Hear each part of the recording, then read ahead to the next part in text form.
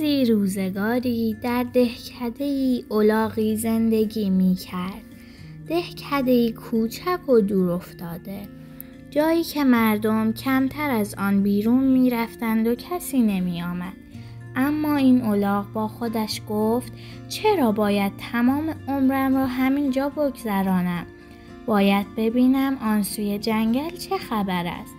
صبح روز بعد الاغ شجاعانه وارد جنگلی تاریک و خطرناک شد. مردم دهکده او را دیوانه می‌دانستند، اما او به قلبش گوش داد و هیچ وقت از نصیحت دیگران پیروی نکرد. روزها گذشت و شگفت‌انگیز بود که الاغ توانست جنگل را رد کند. مردم دهکده وقتی فهمیدند با دهان باز و حیرت او را تحسین کردند و خیال کردند حالا زندگی شاد و موفقی دارند. چند سگ کنجکاو گفتند: اگر الاغ توانست ما هم می توانیم.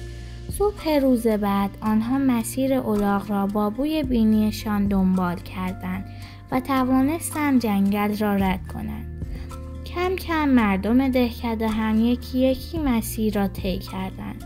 آن مسیر باریک کم کم به یک راه اصلی تبدیل شد. سالها بعد مهندسان برای ساخت جاده آمدند و از مردم پرسیدند: چرا مسیرتان همینجاست؟ مردی پیر جواب داد: چون آسان ترین مسیری است که میشناسیم، ساخته شده توسط یک الاغ. مهندس گفت: شگفت‌آور است که انسان‌ها نسل‌ها بدون سوال از مسیری که یک الاغ ساخته پیروی کردند، حتی وقتی راه بهتری وجود داشته. همان لحظه مردم فهمیدند که اشتباه کردند.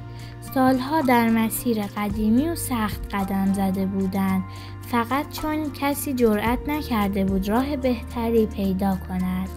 زندگی گاهی اینطور است. ما اغلب مسیر دیگران را طی می‌کنیم، حتی وقتی راه بهتری پیش رو داریم.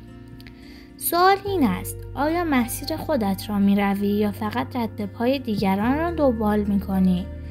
جسارت داشته باش، کاوش کن و راه خودت را بساز. یک لحظه فکر کن: آیا تاکنون مسیر خودت را ساختی یا فقط رد پای دیگران را دنبال کرده‌ای؟